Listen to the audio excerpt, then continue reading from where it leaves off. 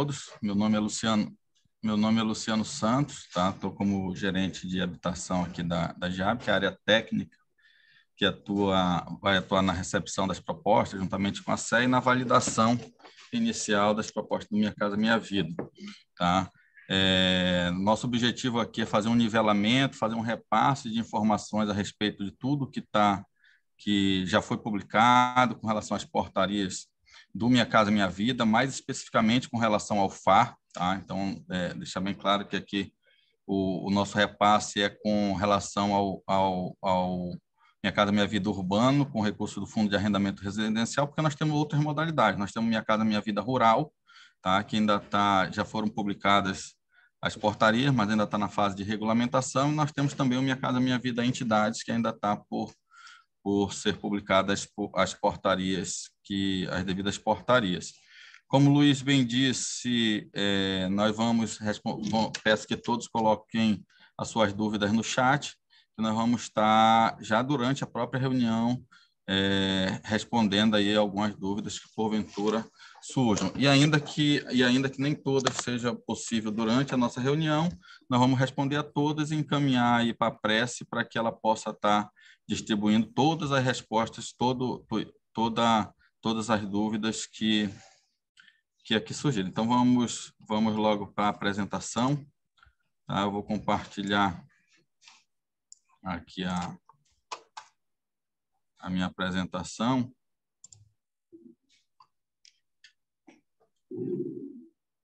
Se alguém puder me confirmar aí que está vendo. Estamos vendo, Luciano, e só agradecer novamente, tá, prefeito Júnior? Na hora que eu falei inicialmente o seu nome, você estava ainda tendo um problema de acesso, mas agradecer a prece pela essa oportunidade, tá bom? Obrigado. Então, nós tivemos já no ano de 2023 o relançamento do programa Minha Casa Minha Vida, e o programa Minha Casa Minha Vida ele trouxe algumas novidades. Porém, ainda com relação ao processo de habilitação, nós vamos primeiro ter uma visão geral do programa, conhecer um pouco mais, e na sequência nós vamos entrar exatamente no rito de apresentação de propostas, como o Luiz nos trouxe inicialmente, já está iniciando a partir da segunda-feira, dia 3. Então, tanto as empresas da construção civil quanto as prefeituras já vão poder estar cadastrando propostas. Nesse primeiro momento, será feito um enquadramento com relação às áreas, tá? A definição das áreas com relação às questões urbanísticas, enquadramento dentro do espaço urbano, nas etapas seguintes, que serão feitas as etapas de seleção das propostas e contratação. Então, é importante que todos estejam atentos, porque na segunda-feira a Caixa já começa a recepcionar essas propostas. Então, falando aqui do programa, o programa Minha Casa Minha Vida, ele tem por finalidade promover o direito à cidade e às famílias residentes em áreas urbanas e rurais, associado ao desenvolvimento urbano. Deixa eu só passar para cá, pronto. Desenvolvimento urbano e econômico, a geração de trabalho e renda e a elevação dos padrões de habitabilidade e de qualidade de vida da população. Então, essa nova fase do programa ela já traz aperfeiçoamentos com relação aos padrões de habitabilidade, com relação ao enquadramento das propostas dentro do espaço urbano, e parte dessas melhorias nós vamos estar vendo na sequência. Aqui nós temos um breve histórico de como funcionou a política habitacional no Brasil desde 1946, quando foi criado o primeiro programa habitacional brasileiro, que foi o Casa Popular. Já em 1964, passando pela criação do SFH e BNH e das companhias de habitação, as Coabs. Já em 1986, a Caixa assume as funções do BNH, que é extinto. Ainda em 1986, a instituição do Programa Nacional de Mutirão Comunitário. Em 1990, a criação do Programa de Ação Imediata para a Habitação. E de 1995 a 1998, a criação dos programas Pro Moradia e Habitar Brasil. Aqui já alguns programas que alguns restam até hoje, como o Pro Moradia. Em 1999 a 2012, a criação do programa foi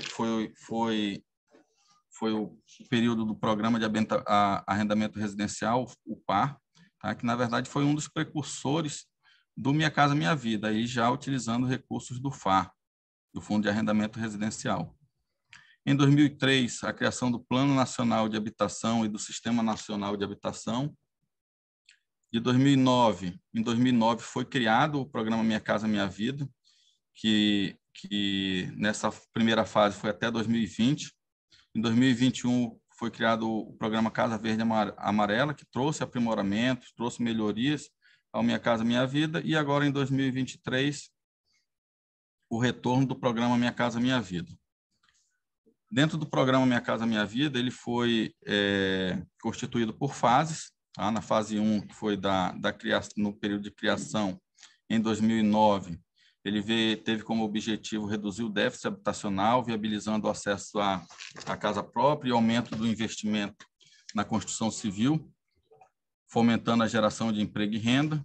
Na fase 2, ele manteve ali os aspectos e o objetivo de reduzir o déficit, porém com um aumento no investimento, com um aumento de número de unidades disponibilizadas, além de também passar já por uma primeira etapa de melhoria nas especificações dos imóveis. Tá? E além da participação do poder público já nessa etapa. Já na fase 2, foi possível que o ente público fizesse a doação de terreno, entrasse com infraestrutura não incidente, tanto infraestrutura como serviços, passou a ser possível. Na fase 3, já em 2016, a partir da publicação das portarias interministeriais 96, 97, 98 e 99, houve um aumento de unidades a serem contratadas que ultrapassou os 2 milhões de unidades. Tá? E nesse período foi o período até 2018, foi o período de maior investimento. Tá? Investimento na ordem de mais de 210 bilhões de reais, sendo desse total 41,2 bilhões oriundos do Orçamento Geral da União. E agora uma nova fase do programa, né?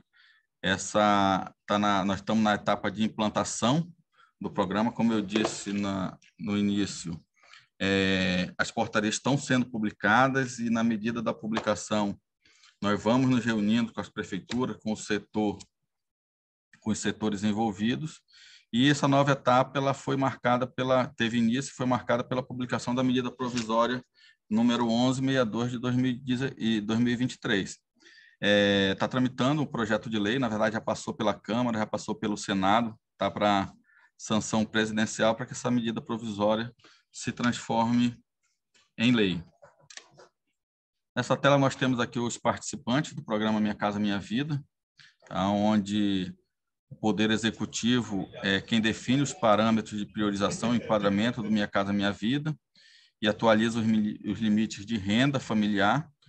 Temos o Ministério das Cidades, que é o gestor do programa, é o responsável por elaborar as principais diretrizes do programa, principalmente com relação às especificações, com relação a questões urbanísticas, que é algo que nós vamos ver na sequência, com relação aos enquadramentos de renda e recorte territorial, tudo isso compete ao gestor do programa.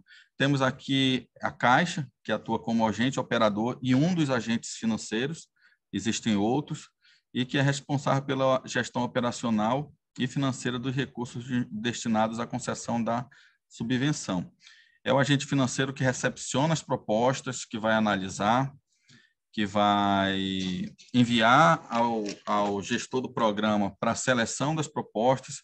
É o agente financeiro Caixa que vai efetuar as contratações e vai fazer também o acompanhamento e entrega das unidades habitacionais ao seu destinatário final.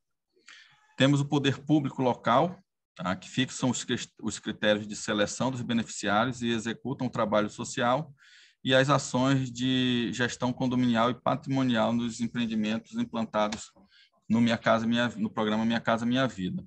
Existe uma portaria que define critérios fixos, critérios nacionais para a seleção dessas famílias, mas nessa mesma portaria também ela estabelece que o poder público local pode definir critérios próprios para a seleção, critérios próprios adicionais para a seleção dessas famílias. Temos também, como participante, as empresas do setor da construção civil, que cabe a elas a apresentação das propostas, a execução dos projetos e aprovação dos mesmos, e ainda a realização da guarda dos imóveis até que seja efetuada a entrega aos beneficiários. E temos também como participante os beneficiários, né, que, na verdade, o nosso objetivo é entregar unidades habitacionais aos seus devidos beneficiários, que são as famílias beneficiadas com a aquisição dos imóveis construídos ou a construir, e o poder público-alvo das ações do trabalho social, e público-alvo das ações do trabalho social, né? Além de terem também as suas responsabilidades, como a guarda do imóvel, o bom uso dos imóveis, o pagamento das parcelas também são atribuições dos beneficiários. E aqui nós temos a regulamentação do programa. Tá? Ele teve algumas portarias já publicadas, programa como o decreto número 11.439, de 11 de março de 2023, que ele institui o programa Minha Casa Minha Vida, regulamenta a medida provisória número 1162, né, medida provisória que tá na etapa de projeto de lei e logo vai passar pela sanção presidencial. E aqui temos as 3 portarias já do FAR, uma delas conjunta FAR e FDS, que é a portaria 725, que apresenta as especificações do FAR e FDS. Tá? Essa portaria 725, ela dispõe sobre as especificações urbanísticas de projeto e de obra e sobre os valores de provisão de unidade habitacional para empreendimentos habitacionais de unidades novas em áreas urbanas com recursos do FAR e FDS. Temos a 724, que ela apresenta condições gerais do FAR, e temos também a portaria número 727, que ela faz o enquadramento no FAR. Ela formaliza a abertura do procedimento de enquadramento e contratação de empreendimentos habitacionais e estabelece a meta de contratação para unidades habitacionais novas em áreas urbanas com recursos do FAR. E, por fim, dentro da regulamentação, nós temos aqui a portaria do Ministério das Cidades, número 464, de 2018, que ela dispõe sobre o trabalho técnico social. Tá? Essa portaria está em revisão pelo Ministério das Cidades e, em breve, deve ser atualizada com a publicação de uma nova portaria. Aqui nós temos o recorte com relação às faixas de renda. Só um minutinho para me ajustar aqui minha apresentação.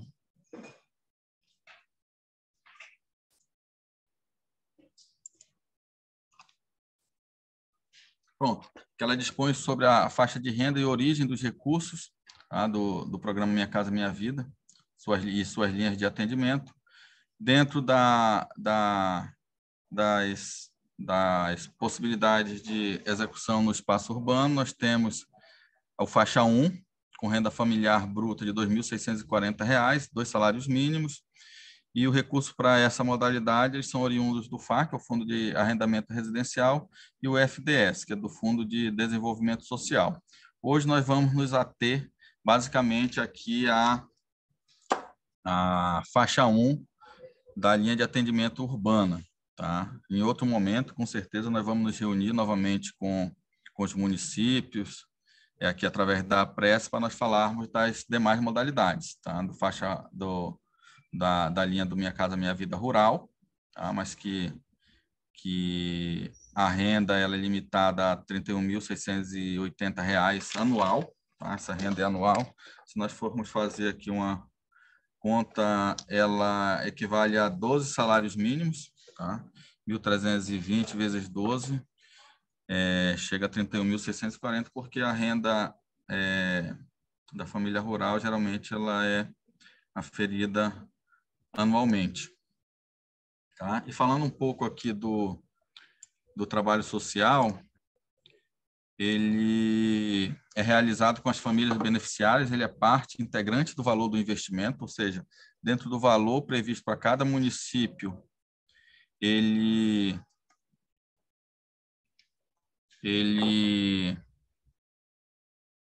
faz parte do valor total, juntamente com os demais itens, aquisição do terreno, e as regras específicas para a realização dos projetos nas operações do FAS estão estabelecidas na portaria número 464 de 2018 e compreende um conjunto de estratégias, processos e ações visando promover o exercício da participação e inserção social das famílias, em articulação com as demais políticas públicas, contribuindo para a melhoria de sua qualidade de vida e para a sustentabilidade dos bens, equipamentos e serviços implantados. Beneficiários. É importante que o beneficiário, o candidato a uma unidade habitacional, ele mantenha atualizado seu cadastro no CadÚnico do município e que ele fique atento aos seus impedimentos, para que isso não dificulte no momento futuro a sua seleção e contratação, tá? E a contratação por ele de uma unidade habitacional. E nós temos esses impedimentos que são renda familiar aos limites do programa, ser titular de contrato de financiamento vigente, ser proprietário, prominente comprador ou titular de direito de aquisição de arrendamento, de usufruto ou de uso de imóvel residencial regular em qualquer parte do país, ou ter recebido nos últimos 10 anos benefícios similares oriundos de subvenções econômicas concedidas com recurso do orçamento geral da União, tá? Ou do FAR ou do Fundo de Desenvolvimento Social. Então, é importante que os municípios estejam alertando a população como um todo para que mantenha seus cadastros atualizados, para no momento futuro de seleção de beneficiários não ocorra nenhuma situação impeditiva, ou que caso eles verifiquem que eles possam estar buscando a devida regularização, caso isso seja possível. E aí começa, né, Luciano? Se você me permite, pessoal, começa a parte realmente mais prática mesmo. Até então é a essência do programa e que não houve grande alteração do faixa 1 na versão anterior, né? E agora a gente começa a caracterização das unidades, as principais mudanças que vieram no novo Minha Casa Minha Vida, né? Principalmente com relação à qualificação do terreno e ao valor da unidade habitacional. Eu considero que esse é o ponto mais relevante mesmo aqui e o que nós temos sido demandados diariamente aqui pelos municípios. Obrigado, Luciano. Perfeito, Luiz. Obrigado aí pela contribuição.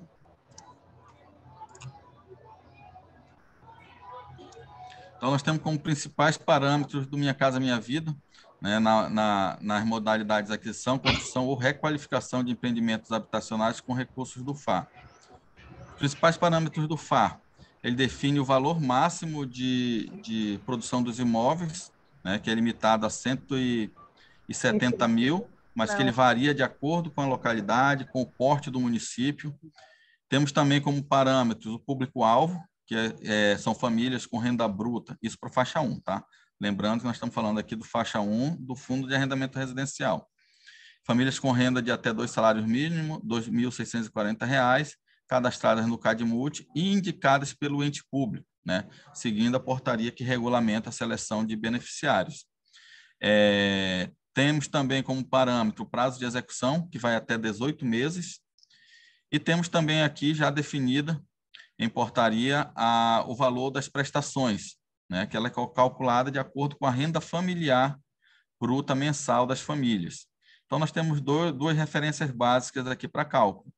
Uma primeira, que é para famílias que recebem até um salário mínimo, R$ 1.320, essas famílias vão pagar 10% de sua renda familiar, tá? Observando que existe uma parcela mínima de R$ 80.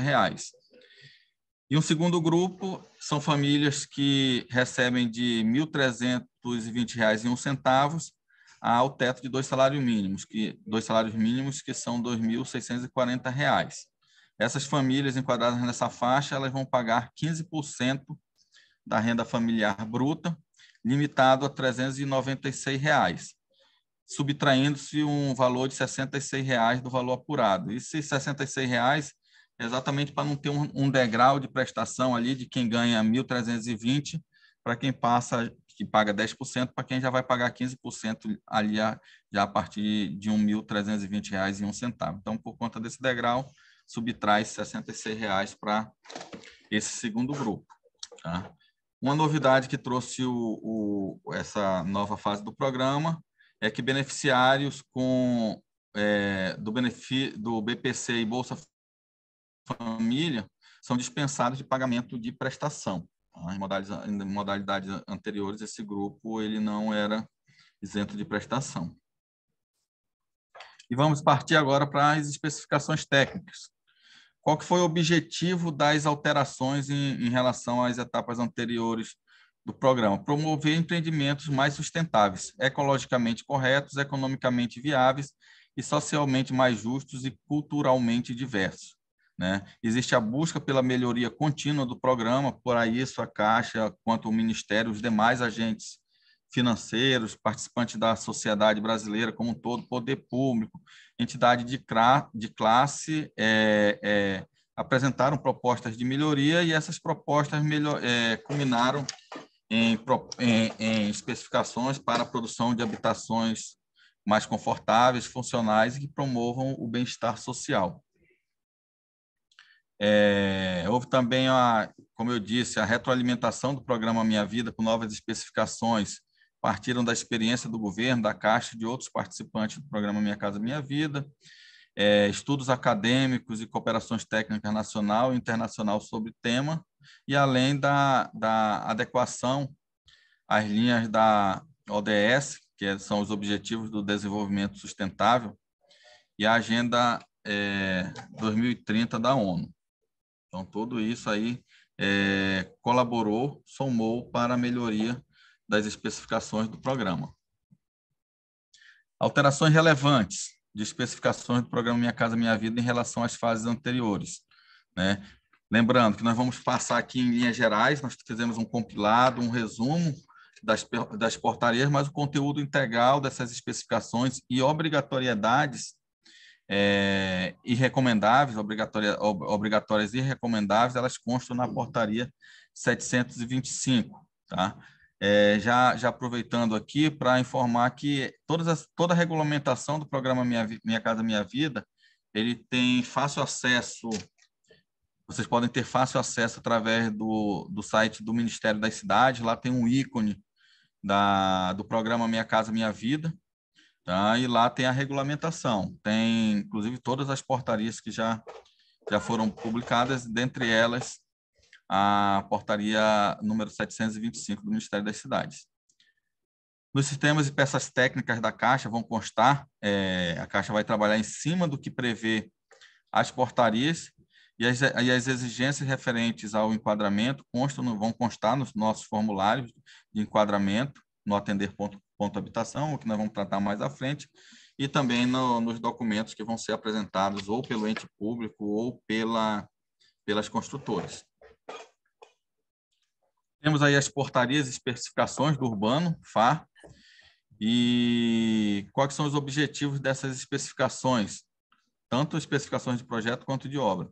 Estimular as ofertas de áreas urbanas já consolidadas para a construção dos empreendimentos, com localização que favoreça o acesso adequado a serviços e equipamentos públicos pelas famílias, né? Então, priorizar e estimular que essas áreas já estejam perfeitamente inseridas no espaço urbano, que elas sejam providas de toda a infraestrutura, para que no entorno possam existir os serviços de saúde, de educação, que existam comércios, que exista transporte público, né?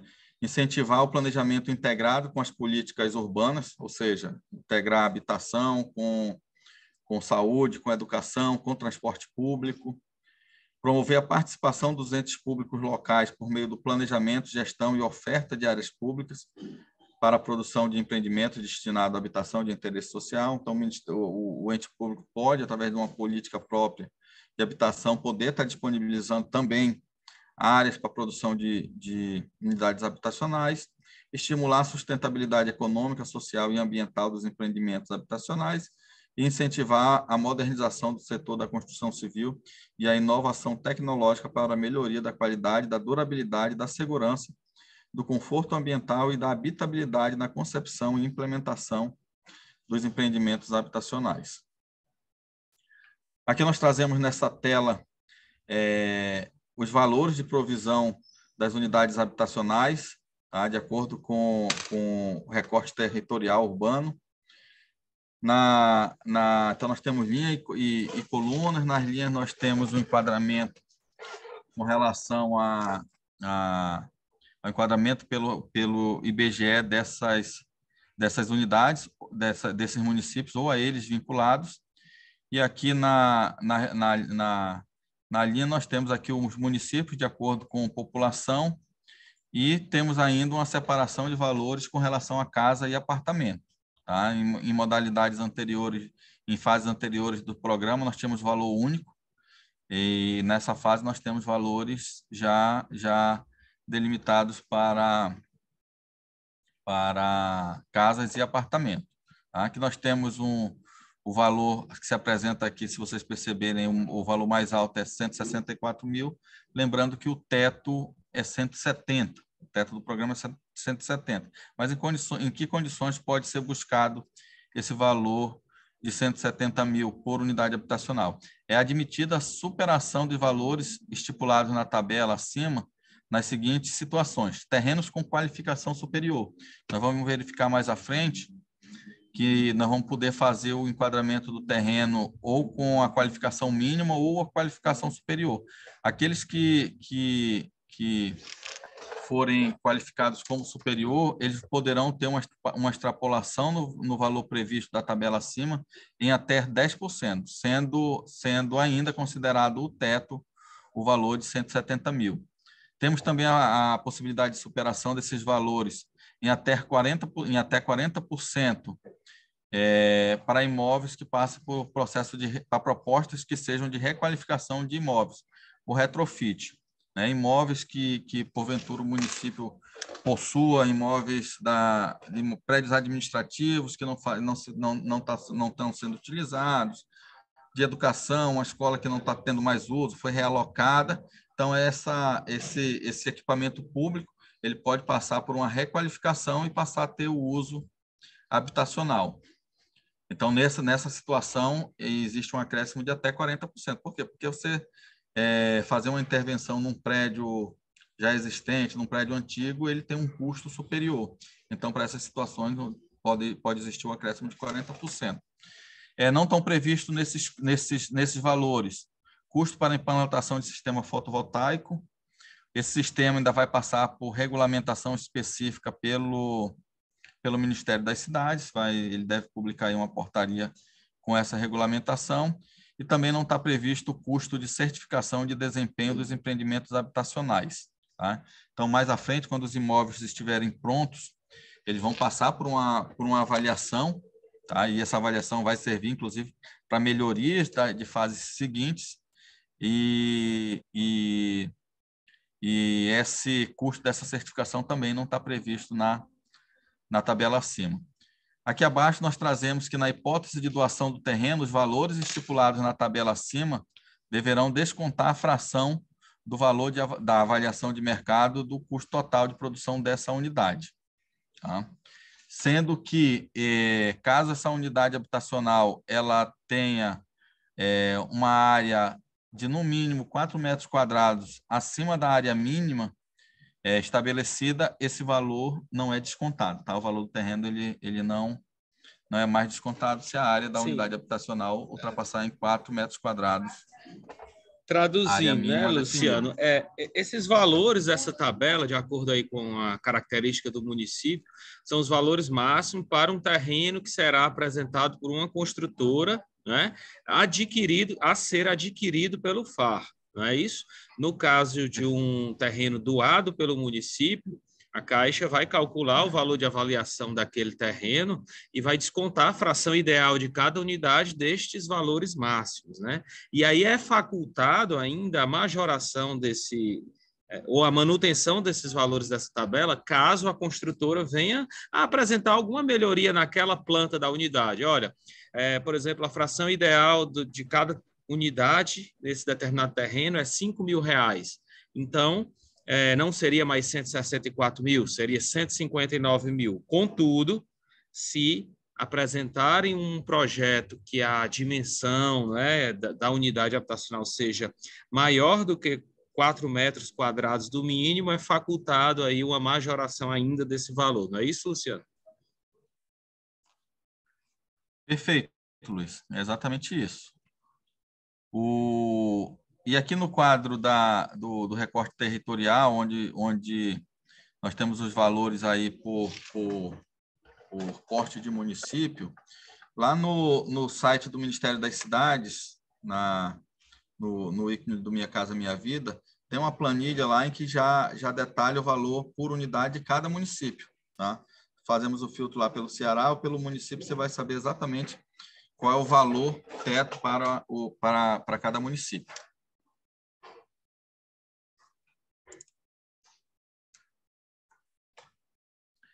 Limite com relação à quantidade de unidades habitacionais por empreendimento. Aqui nós temos, para municípios até 20 mil habitantes, eu não tenho limite eu não tenho limite de unidades e nem de empreendimentos por município. Eu vou ter uma limitação de número de unidades por empreendimento, tá? E vou ter uma limitação também do número de unidades de empreendimentos contíguos. Logo na sequência, nós vamos dar aqui a definição do que é considerado, do que é definido pelo Ministério como um empreendimento contíguo. E qual que é o limite de unidades por empreendimento para municípios até 50 mil habitantes? 50 unidades. E se empreendimentos contíguos, o limite é de 200 unidades. Para municípios de entre 20 e 50 mil habitantes, o limite por empreendimento são 100 unidades. De 50 mil a 100 mil habitantes, o limite por empreendimento, 150 unidades. E de municípios entre 100 mil e 500 mil, 250 unidades por empreendimento. E acima de 500 mil habitantes, de 300 unidades por empreendimento. Nós temos aí um asterisco nesses 250 e 300. Por quê? Porque se for condomínio, tá? Se for empreendimento constituído como condomínio, o limite é 200 unidades por empreendimento. Tá? Mas eu tenho uma área para 300 unidades, eu tenho um empreendimento que contempla 300 unidades. Ele pode ser apresentado com 300 unidades, porém eu vou necessitar ter 2 condomínios, tá? Nesse empreendimento. E aqui na última coluna eu tenho o número de unidades por para empreendimentos contíguos. E o que é um empreendimento contíguo ao outro? É a menor distância entre o perímetro e o perímetro de outro empreendimento, quando for igual ou superior a 1 quilômetro, 1.000 metros. Para análise da contiguidade, devem ser considerados empreendimentos em execução ou entregue nos últimos 5 anos no âmbito do programa de habitação de interesse social que envolvam as fontes de recursos de que tratam esta portaria. Então, a portaria 525, ela trata do FDS e do FA. Então, empreendimentos que tenham sido contratados com essas duas fontes de recursos estariam enquadrados. Lembrando que é no mínimo 5 anos, ou seja, ele vai ser considerado contíguo quando a distância entre um empreendimento e outro seja menor que 1.000 metros. Se ele já tiver sido entregue há mais de 5 anos, ele não vai ser considerado como contíguo, pode ser construído um novo empreendimento ali do lado, ali próximo, mesmo que abaixo dessa faixa de 1.000 metros. Que nós vamos passar a falar a partir de agora dos padrões de inserção urbana. Tá? É importantíssima essa questão por nós produzirmos empreendimentos que estejam inseridos no contexto das cidades, que estejam próximos de hospitais, de padaria, próximo ao local onde as pessoas trabalham, próximo ao local onde as crianças estudam, Por quê? Porque esse distanciamento ele traz dificuldades, os tempos de deslocamento, o custo com o transporte público, o tempo que a pessoa passa dentro do transporte para levar seu filho na escola, para se dirigir até o trabalho.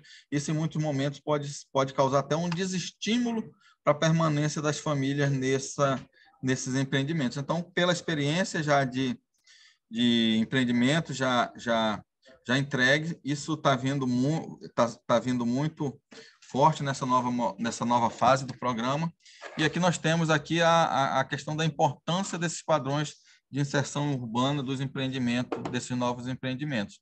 Com relação ao acesso à moradia aos moradores da cidade, integração social e econômica, melhoria da qualidade de vida, redução da necessidade de transporte motorizado, ela podendo ir de bicicleta, ela podendo ir até mesmo a pé, e a ocupação de áreas já urbanizadas, né? Quando eu estou trazendo os empreendimentos para áreas que já estão urbanizadas, eu estou reduzindo o investimento com a infraestrutura, com a infraestrutura de água, com a infraestrutura de esgoto, com a infraestrutura de pavimentação. Por quê? Porque eu estou trazendo um empreendimento para uma área que já possui tudo isso, né?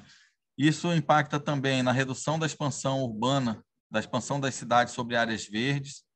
Isso também impacta na redução da necessidade de implantação de nova infraestrutura.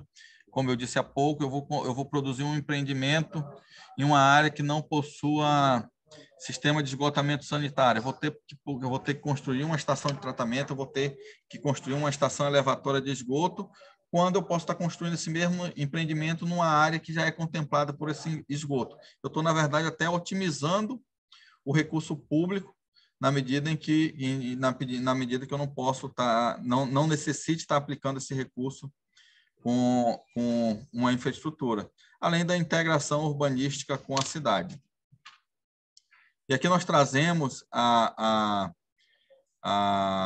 ainda com relação às especificações e padrões de inserção dentro do espaço urbano, o conceito de área de expansão urbana, tá?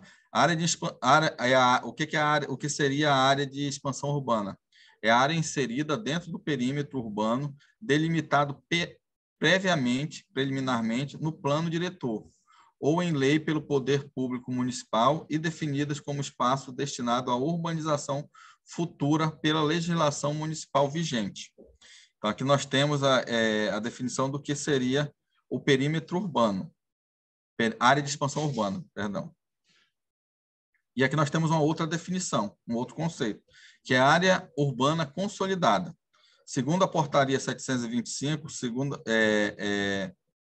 a portaria de especificações do FAI e do FDS, a área urbana consolidada é aquela que atende os seguintes critérios. Vamos lá, os critérios.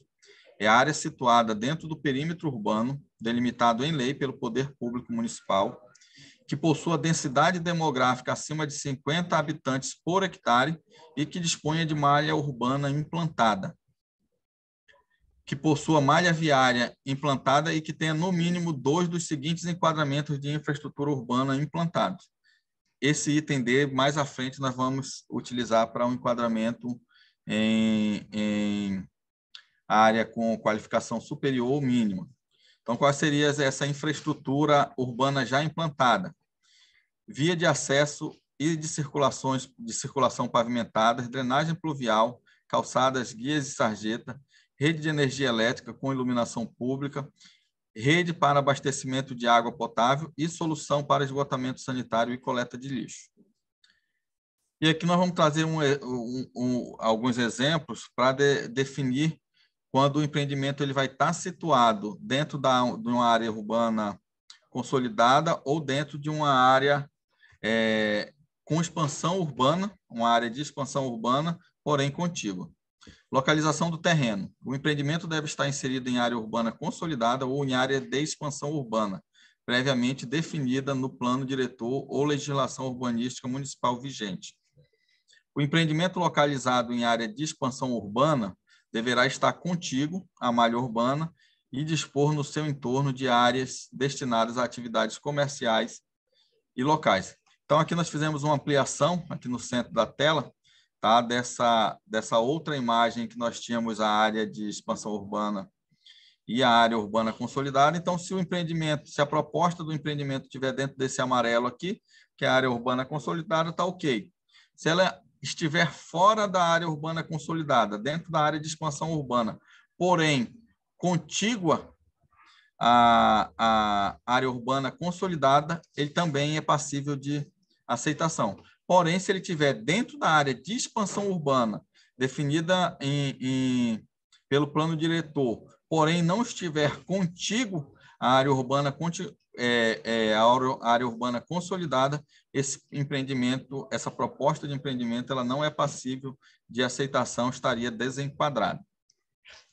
Aqui temos uma nova imagem que também reforça o conceito anterior. Aqui no azul, nós temos a área do município. Aqui dentro essa linha, nós temos o perímetro urbano, e aqui em branco nós temos o perímetro urbano consolidado, a área urbana consolidada. E aqui nós temos os dois exemplos de propostas de empreendimentos que podem ser aceitas. Aqui a A está dentro da área urbana consolidada e o B está dentro do perímetro urbano, porém contígua à área urbana consolidada. E aqui nós temos aí uma distância distância ao centro, que mais à frente vai servir também para nós fazermos um enquadramento como superior ou mínimo.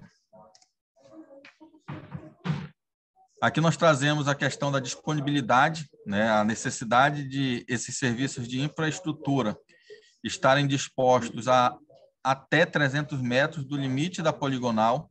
Tá? Então, eu necessito que essas áreas tenham rede de energia elétrica e iluminação pública, rede de abastecimento de água, solução de esgotamento sanitário, vias de acesso e circulação e itens de drenagem a uma distância de, no máximo, 300 metros.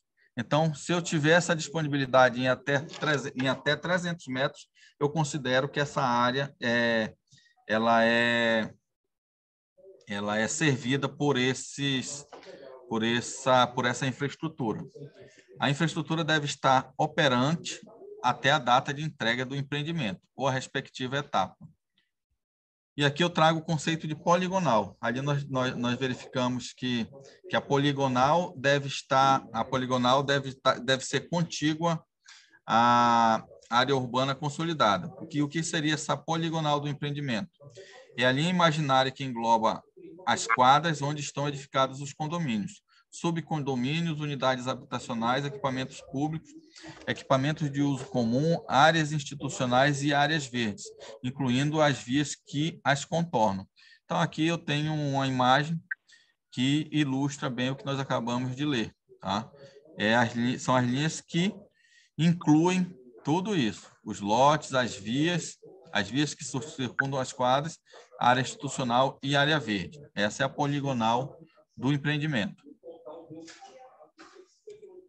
Nós temos também, ainda com relação aos padrões de inserção, aquilo que se busca nos empreendimentos nessa nova fase do programa, acesso a equipamentos públicos comunitários de educação, acesso a equipamentos públicos comunitários de saúde e assistência social. Quais seriam os de acesso a equipamentos públicos de educação? Acesso a escolas públicas de educação infantil a uma distância caminhável, não é distância em linha reta, tá? É distância caminhável de, no máximo, 1 quilômetro. Acesso a escolas públicas de ensino fundamental, ciclo 1, a uma distância caminhável máxima de 1.500 metros. Acesso à escola pública de ensino fundamental, ciclo 2, a uma distância caminhável máxima de 1.500 metros, 1,5 quilômetros. E com relação ao acesso a equipamentos comunitários de saúde e assistência social, acesso a equipamento de proteção social básica a uma distância caminhável de até 2 quilômetros, computada a partir do centro do terreno, ou acessível por transporte público coletivo em tempo inferior a 25 minutos. Algumas situações similares nós tínhamos lá para equipamentos de educação, considerando no cálculo o tempo de deslocamento por caminhada até o ponto de embarque e após o desembarque. Acesso a equipamento de saúde básica, UBS, a uma distância caminhável máxima de 2.500 metros. Temos também como prerrogativa com relação aos padrões de inserção urbana, acesso a comércios e serviços, acesso a ao menos um equipamento de uso cotidiano, que pode ser padaria, mercearia, mercados ou farmácias, a uma distância caminhável de 1 quilômetro, computada a partir do centro do terreno. Tá? Nesse caso que nós estamos trazendo aí com relação aos acessos a equipamentos de educação, saúde, assistência social e comércio, não é a partir da poligonal, da linha da poligonal, como nós vimos anteriormente. Aqui, no caso, é do centro do empreendimento, né? Acesso a ao menos um equipamento de uso eventual, supermercado, agência bancária, lotéricas ou correios, a uma distância caminhada máxima de 1.500 metros, computada a partir do centro do terreno, ou acessível por transporte público coletivo em tempo inferior a 20 minutos. E preciso ter também, se faz necessário ter também transporte público coletivo. Para municípios com população maior que 1 milhão de habitantes, eu preciso ter 3 ou mais itinerários de transporte público coletivo que atendam o empreendimento. Para municípios com população entre 250 mil e 1 milhão, eu preciso ter 2 ou mais itinerários. E para municípios com população entre 100 e 250 mil habitantes, eu preciso ter pelo menos um itinerário de transporte público. E para municípios com população abaixo de 100 mil habitantes, isso não é um item obrigatório. Tá? O ponto de embarque e desembarque de passageiro deve estar a uma distância caminhável máxima de 1 quilômetro do empreendimento, computada a partir da poligonal do terreno. E aí sim, eu falei em alguns momentos com relação à qualificação do terreno e enquadramento dessa qualificação como mínima e superior. Tá? Como vimos anteriormente, a qualificação superior ela pode ter um incremento de valor no limite de até mais 10%, tá? Ainda dentro da faixa lá dos 170 mil. E o que eu necessito para fazer o enquadramento dessa minha área, dessa proposta de produção de empreendimento com a qualificação mínima? Essa área ela precisa estar inserida dentro de uma área, dentro do perímetro urbano consolidado ou em área de expansão urbana contígua à área urbana consolidada, conforme nós vimos anteriormente. Eu preciso ter, no mínimo, a previsão de um sistema de infraestrutura urbana relacionada no item 2. Lá nós vimos que era água, esgotamento sanitário, pavimentação, drenagem e transporte público. Eu preciso ter pelo menos um deles já implantado, tá? E aí temos a situação do até 300 metros, né? Preciso ter também, obrigatoriamente, a existência prévia de pelo menos um equipamento público de educação, tá? Conforme nós vimos lá, fundamental nível 1, fundamental nível 2, educação infantil, respeitando aquelas distâncias que também nós vimos, e preciso também ter, obrigatoriamente, no mínimo, acesso a pelo menos um estabelecimento de comércio e serviços relacionados no item 5. Então, se eu não atender a esses 4 itens, esse terreno ele não vai estar enquadrado. E se eu atender minimamente esses 4 itens que nós tratamos aqui, ele vai possuir a qualificação mínima. E o que eu preciso ter para enquadrar na qualificação superior? Eu preciso ter a localização do empreendimento em área urbana consolidada, tá? Para superior, eu não posso ter o empreendimento em área de expansão urbana, ele obrigatoriamente precisa estar em uma área consolidada. Eu preciso ter a existência de pelo menos 4 itens do sistema de infraestrutura, daqueles 5 previstos, eu preciso ter pelo menos 4 para enquadrá-lo na qualificação superior. Eu preciso ter a existência prévia de acesso a pelo menos 2 equipamentos públicos de educação. Eu preciso ter a existência prévia de acesso a equipamento público comunitário de saúde ou assistência social para enquadrá-lo como superior, vocês verificam lá que na qualificação mínima eu não precisava obrigatoriamente ter um equipamento de saúde ou assistência social. Para superior, preciso ter a existência prévia de acesso a pelo menos 2 estabelecimentos de comércio e serviços relacionados lá no item 5, como nós vimos. Então, aqui são os critérios para enquadramento na qualificação do terreno como mínimo ou superior. E aqui nós temos uma informação complementar que da meta de 115 mil unidades destinadas a famílias que integram o cadastro habitacional local, 35 mil desse total, elas vão se destinar a empreendimentos que foram qualificados como superior. E 69,6%, 80 mil, para empreendimentos localizados com a qualificação mínima ou superior. Porém, terrenos classificados com a qualificação superior poderão receber valor adicional para sua aquisição e também serem priorizados pelo Ministério no momento da publicação das portarias de seleção. Tudo isso está previsto na portaria número 727 do Ministério das Cidades, publicada em 15/6/2023.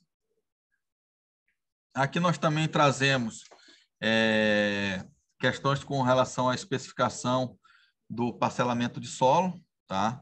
Quando necessário o parcelamento do solo para a implantação do empreendimento, este deve ser feito de forma de loteamento, preferencialmente. No caso de loteamento, a quadra deve ter área máxima de 10 mil metros quadrados e dimensão máxima dessa quadra de 150 metros. Em caso de existência de legislação municipal específica. No caso de existência de legislação municipal específica, se segue a legislação específica municipal. E aqui nós temos alguns exemplos, né? 10 mil metros quadrados, ok. 9.600 metros quadrados, ok. 12 mil metros quadrados não enquadra, por quê? Porque o meu limite é de 10 mil metros quadrados, ainda que na dimensão da quadra esteja menor do que 150 metros. E aqui um outro exemplo, que ele atende a área máxima em 10 mil quadrados, mas extrapola com relação à dimensão máxima da quadra, que aqui, no caso, apresenta 200 metros, e como nós vimos acima, a dimensão máxima é 150 metros. Caso não enquadre nesses aspectos, nós temos a opção, no caso de desdobramento, aliás, no caso de desdobramento, ou do não enquadramento, da possibilidade de dividir essas áreas, tá? Como aqui no caso, aquela de 10 mil metros quadrados, eu posso passar uma rua aqui no meio, posso passar aqui uma rua no meio, posso passar uma rua aqui, e aqui passar uma rua no meio. Nesse exemplo, passaria a ser o tamanho da quadra de 100 metros, e eu já teria aqui o enquadramento. Evolução do programa.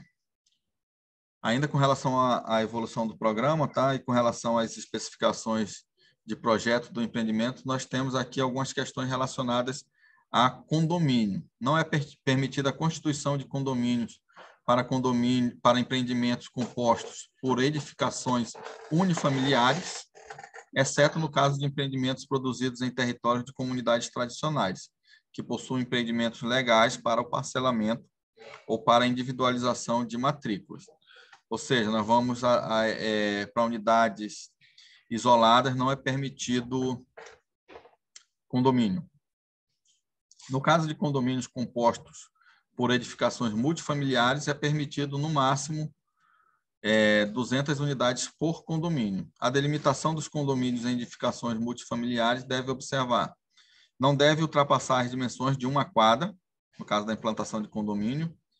O fechamento do conjunto deve circundar apenas vias de acesso ao estacionamento, sendo vedado o fechamento de vias de circulação principal, as quais devem ser doadas ao domínio do ente público.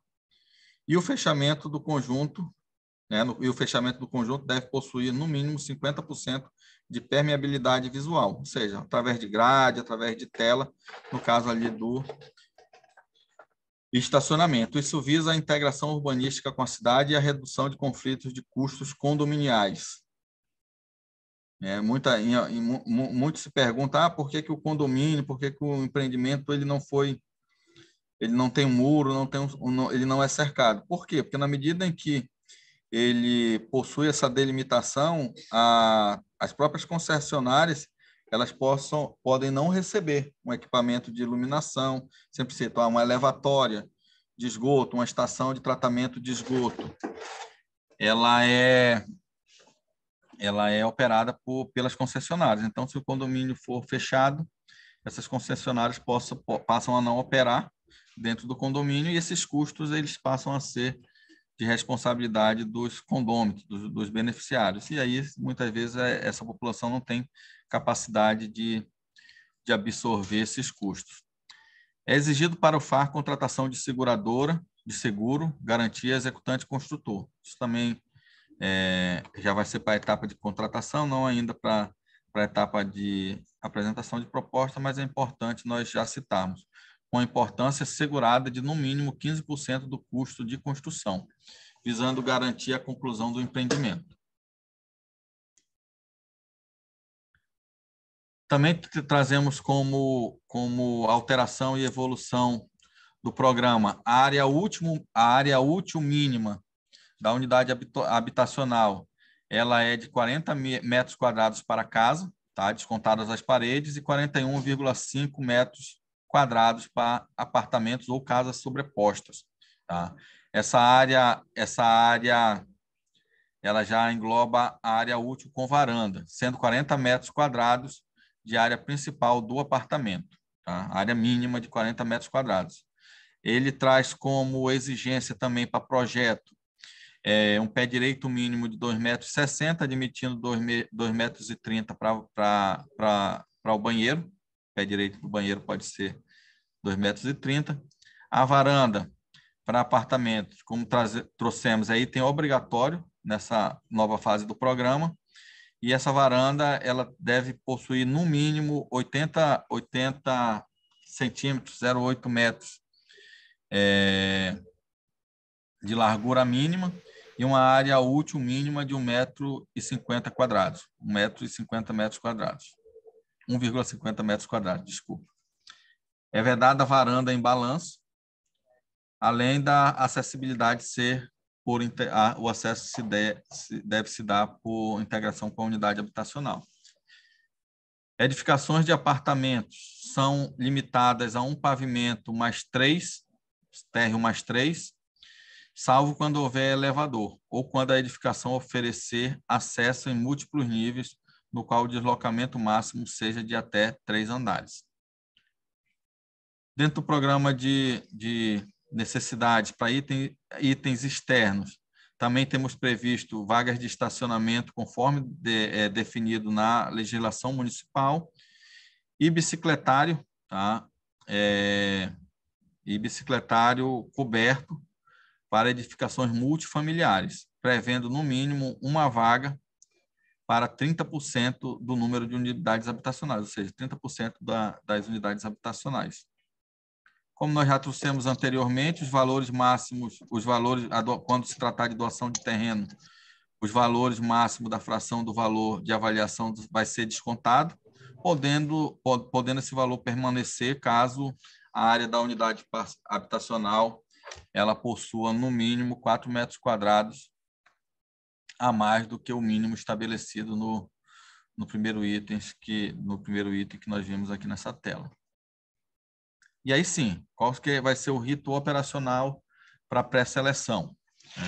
Nós temos aqui a esteira de enquadramento de propostas, com todos os atores envolvidos e as ações que vão se desencadear a partir desencadearam a partir da publicação das portarias, né? Nós temos aqui o agente financeiro Caixa, que tem, dentre outros papéis, o papel de orientar o preenchimento do formulário e recolhimento da tarifa. Então, na medida que o proponente, tanto empresas do setor da construção civil quanto o ente público, tiver dúvidas com relação ao preenchimento do formulário esse que vai estar disponível a partir da segunda-feira, no dia 3, nós vamos estar à disposição para sanar essas dúvidas e recolher as tarifas. Eu acho que toda a nossa rede de atendimento já está preparada para recolhimento dessa tarifa, correto, Luiz?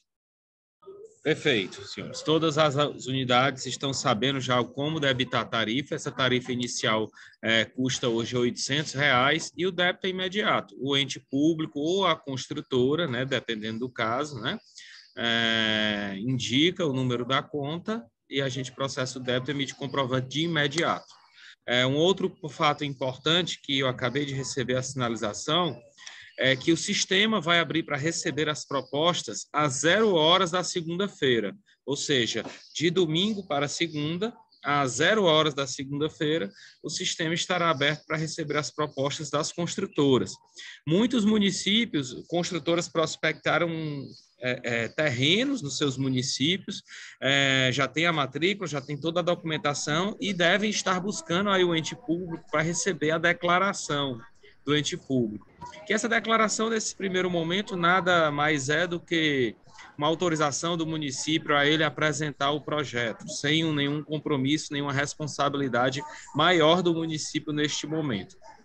Dizendo que ele tem aquele empreendimento para suprir a demanda habitacional daquele município e que aquele município concorda. Então, são esses 3 documentos que a gente precisa. Eu estou recebendo relato de algumas construtoras que estão em campo buscando os municípios e estão tendo alguma dificuldade em receber ou na celeridade do recebimento dessa declaração. Como o sistema vai abrir segunda e a gente tem um número limitado de unidades, é importante o quanto antes a gente agir, mais certo é a probabilidade de sermos contemplados, né? Beleza, Luciano? Perfeito, Luiz. Importante isso que você nos trouxe, porque o sistema vai ser aberto na segunda-feira, dia 3, a partir das 0 horas. E vai ser encerrado o recebimento de novas propostas quando o sistema recepcionar o número máximo de unidades previstas na portaria, que para o estado do Ceará são 6.264 unidades, acrescido de 20%. Ou seja, quando o sistema recepcionar 120% do número previsto, o sistema não vai recepcionar novas propostas. Então, realmente, é ordem de chegada. Daí nosso cuidado, nossa preocupação em promover essa reunião com todos os municípios para que todos estejam cientes, estejam alertas com relação a essas datas. Tá? Tanto o ente público quanto a construtora, eles preenchem o formulário, tá, de cadastramento de uma proposta. Nessa documento, nós vamos ver mais à frente. São poucos documentos e de simples preenchimento, em que vai estar disponível... Né, só uma ressalva, né? Porque quando é terreno doado, o ente público preenche. Quando é a construtora, que é um terreno oneroso, é a construtora que vai preencher. Não é isso? Perfeito. Perfeito. Quando o terreno é do ente público e ele vai fazer a doação, nesse primeiro momento, ele informa apenas o terreno e, posteriormente, no caso de selecionado, ele já faz ali um chamamento público para a seleção de uma escolha, para a escolha de uma construtora para executar o empreendimento. Então, esse sistema, esse sistema de cadastro de proposta, ele vai estar disponível na plataforma Atender Habitacal, de habitação.caixa.gov.br. Tá? Então, as prefeituras quanto as construtoras, elas vão previamente somente fazer um cadastro e, a partir dali, já selecionar a opção de apresentação de proposta no Minha Casa Minha Vida FAR e cadastrar suas propostas nesse portal. Como nós dissemos aqui com relação ao papel do agente financeiro, é de tirar dúvidas com relação ao formulário e à tarifa. E tanto aqui nesse momento quanto no momento futuro, nós vamos estar disponíveis para prestar esses esclarecimentos. Tá? Uma vez feito o cadastro pelo ente público ou construtora, o agente financeiro ele vai verificar a conformidade dessa documentação, se realmente o que ele apresenta lá está de acordo com a proposta de empreendimento. O agente financeiro vai realizar a vistoria ao terreno com fins de verificar basicamente as informações que ele alimentou com relação ao enquadramento urbanístico. Ainda não vamos ver questão de engenharia, se dentro do terreno vai ser preciso fazer drenagem profunda, ou se é superficial atende, se vai precisar fazer terraplenagem dentro da área. Nessa primeira vistoria não vai ser verificado esses aspectos, apenas os aspectos de inserção do empreendimento dentro do espaço urbano. Tá? O sistema vai verificar a questão do enquadramento dessa proposta. Caso não seja enquadrada, não seja considerada apta, o agente financeiro vai comunicar ao proponente quanto ao desenquadramento. E no caso de ser considerado apto, o sistema vai gerar um relatório que vai ser destinado, com relação às propostas analisadas e enquadradas, para o gestor operacional, né? No caso aqui, o Ministério das Cidades, o agente operador, que vai estabelecer o fechamento dessa recepção de propostas e vai comunicar ao Ministério das Cidades com relação às propostas que estão enquadradas. E cabe aí ao Ministério das Cidades publicar a portaria de enquadramento da proposta e, posteriormente, uma portaria de seleção dessas propostas, já avisando o recebimento de propostas, projetos de engenharia e, mais à frente, a contratação desse empreendimento. E com relação a essa documentação para apresentação das propostas, o Luiz nos trouxe aqui, é uma documentação bem simples. O que nós temos aqui de declaração, a própria portaria já traz nos seus anexos esses modelos. Então, basicamente, o que precisa ser apresentado no ato do cadastramento dessa proposta? Titularidade, que é comprovada através da matrícula dessa área, e mapeamento do imóvel. É um mapa para comprovação do enquadramento. Vai trazer um mapa ali mostrando todos aqueles itens que nós tratamos anteriormente, onde está localizada ali a escola, o posto de saúde, os comércios, aonde é que está a infraestrutura de água, onde é que está a infraestrutura de esgoto, aonde é que está a pavimentação. Então, tudo isso vai ser trazido nesse mapa. Um outro documento a ser apresentado e anexado é a declaração do proponente, tá? Que ela está lá no anexo 1 da portaria, em que acompanha a documentação, isso seria a documentação comprobatória de atendimento ao dispositivo no anexo 1 da portaria, que regulamenta a especificação. Essa portaria aqui, essa declaração, ou o proponente ou ente público ou construtora vai estar informando que está atendendo ali a toda a regulamentação prevista nessas portarias, tá? Vai ser apresentado também o tipo de edificação e a quantidade de unidades habitacionais do empreendimento habitacional, conforme anexo 2, aquela questão do número máximo de unidades habitacionais por empreendimento, de acordo com o porte do município. Tá? Então, isso aqui vai ser preenchido, isso aqui não é documento a ser anexado, é a ser preenchido lá no sistema.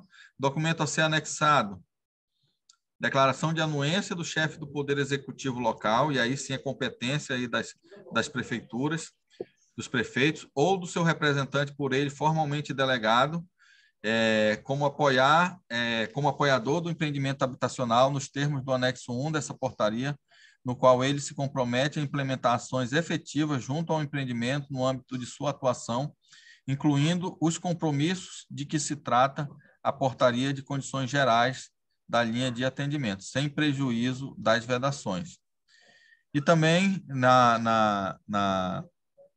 no portal, na apresentação da proposta, precisa ser ratificado a necessidade de atendimento habitacional pelo órgão do setor específico do governo federal responsável pela obra pública federal, na hipótese que trata o inciso 3, ou pelo Ministério das Cidades, na hipótese que trata o inciso 4, ambos do artigo 1º. Isso aqui são para aquelas 30 mil unidades que estão reservadas para situações de calamidade, situações de empreendimentos para retirada de famílias de área de risco. Então, quando do cadastro de empreendimentos nessa situação, vão ter que ser apresentada aí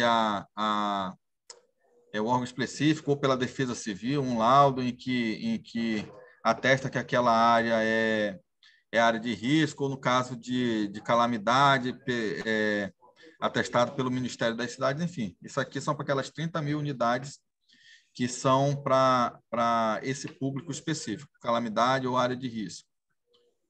Tá? Ali, em complementação ao que eu estava falando anteriormente, portaria de reconhecimento formal da situação de emergência ou de calamidade pública pelo Ministério da Integração e do Desenvolvimento Regional, acompanhado dos formulários de informações de desastres, FID, na hipótese que trata o inciso 4º do artigo 1º. Comprovante, e por fim, um último documento a ser anexado, o comprovante de pagamento, né, das tarifas ao agente financeiro, correspondente aos custos operacionais realizados à análise de enquadramento da proposta, como o Luiz já nos trouxe, no valor de R$ 800. Então, vou voltar à tela anterior, só para nós reforçarmos aqui o que vai constar de documento nessa apresentação da proposta. Documentação da área, declaração do proponente, está lá, é anexo à portaria, já tem um modelo. Tá? Aqui, no momento de alimentar o sistema, você vai dizer qual que é o tipo de edificação, se é apartamento, se é casa, qual o número de unidades do empreendimento habitacional. Logo abaixo, vai ter que ser anexado também a declaração de anuência do chefe do Poder Executivo, que também já tem lá um modelo, é apenas para preenchimento. E a ratificação da necessidade de atendimento pelo órgão setorial, que são aquelas situações de realocação de pessoas que residem hoje em área de risco, pessoas que estão sendo remanejadas por intervenções do governo federal, no caso do PAC, por exemplo, que vai passar uma via, no caso de Fortaleza VLT, por exemplo, que as famílias foram removidas, então elas vão ter que ser realocadas, e aí precisa se apresentar essa documentação aqui complementar, além do comprovante de pagamento. Importante, é vedada a recepção de propostas que não contemplem todos os requisitos de análise, ou seja, se nós recepcionarmos uma proposta, quando do enquadramento verificarmos que faltou a tarifa ou a declaração de anuência do chefe do Poder Executivo, ou a matrícula do imóvel, ou foi apresentada uma matrícula que não corresponde àquela localidade, o empreendimento vai ser considerado como não enquadrado. As propostas de empreendimento poderão ser provenientes de novas contratações em terrenos livres ou da requalificação de edificações já existentes, como nós dissemos lá, no caso de requalificação, o valor ele é acrescido, na verdade, de 40%. E aqui também fica admitida a recepção de propostas aprovadas pela Portaria do Ministério Regional número 1954, de 14 de junho de 2022. São 20 propostas a nível nacional que foram selecionadas e que já estão em análise. Ele aproveita. Aqui no estado do Ceará nós não temos nenhuma que esteja enquadrado nessa situação. Após essa etapa de enquadramento da área, com relação às características urbanísticas, nós passamos para a etapa de pré-contratação, tá? Após a publicação da portaria de enquadramento pelo Ministério das Cidades, e aí tem um novo fluxo. Tá? Estamos trazendo aqui para conhecimento também prévio, né, a esteira de análise das propostas FAR após a publicação da portaria pelo Ministério da Cidade. Então, o Ministério vai publicar aqui as portarias de enquadramento da proposta e vai dar 150 dias para que o ente público, no caso de doação, faça a seleção da construtora e essa construtora apresente e aprove os projetos junto à Caixa já para contratação. E de que forma vai se dar essa apresentação das propostas pelas construtoras? Ela vai se dar através da inserção de documentação no CIOP, que é um sistema de operações imobiliárias da Caixa. Tá? Então, ele vai colocar toda a documentação, vai colocar todos os projetos, para que a Caixa possa iniciar a análise técnica de engenharia, além da análise jurídica, de trabalho social, de risco e conformidade e alçada. Após a análise, a Caixa comunica ao agente operador se as propostas que estão aptas à contratação. O gestor operacional ele submete as propostas aptas à contratação ao Ministério das Cidades.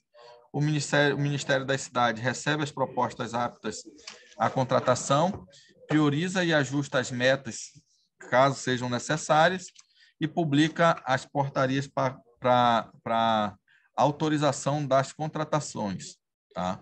Então, aqui nós temos o prazo entre a apresentação de propostas ao agente financeiro e o agente financeiro informar o agente operador e Ministério das Cidades que as propostas estão aptas para contratação. Isso se dá num prazo de até 150 dias. Né? E após a publicação das portarias de contratação, nós temos ainda um prazo de 30 dias para que essas propostas sejam efetivamente contratadas e que se inicie as obras. Né? Então, após a autorização para a contratação, o agente financeiro, Caixa, vai efetuar a contratação das operações selecionadas. Então, esse é um fluxo futuro, mas que nós já trazemos aqui para o conhecimento de todos.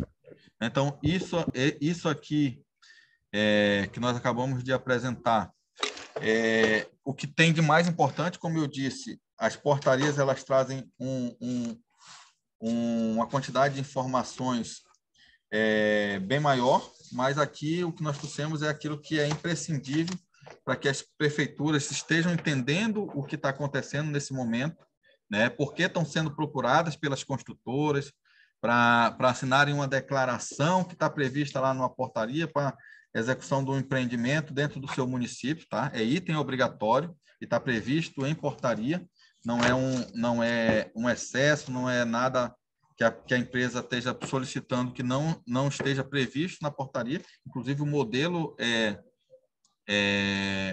anexo à portaria, além da possibilidade de darmos o conhecimento nessa reunião para que os municípios também possam estar apresentando propostas, possam estar inserindo terrenos em que o município entende que é apropriado para implantação de um empreendimento habitacional e que, mesmo que esse município não tenha ainda feito um chamamento público para uma construtora, mas que ele possa estar inserindo o terreno, esse terreno, caso seja considerado viável para a implantação de um empreendimento, o município vai poder estar efetuando aí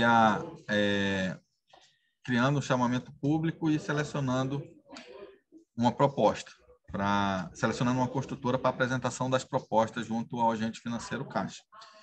Sei que tem dúvidas, deixa eu olhar aqui o chat, eu acho que o Paulo já estava aqui nos auxiliando tirando as dúvidas, e aí eu passo para o Luiz, caso ele tenha algo aí a complementar.